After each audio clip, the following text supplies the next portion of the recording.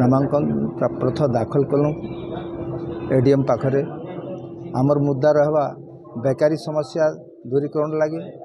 चाषी समस्या जलसेचन प्रकल्प शिक्षार समस्या के लेकर आम लोक पाखे पहुँचे से तो बहुत भल अच्छी नुआ पुराना चेहरा जेन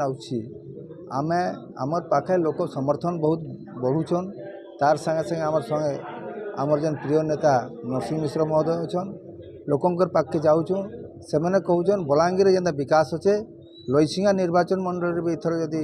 कांग्रेस आसब ओम प्रकाश कुमार आसिले से विकास के आम चाहूँ बोल लोक निजे स्व इच्छा कहूँ कौन प्रभाव नहीं पड़े लईसिंगा निर्वाचन मंडल में कि बलांगीर सदर निर्वाचन मंडल प्रभाव किसी नहीं पड़े लोक जाणीगले न बीजेपी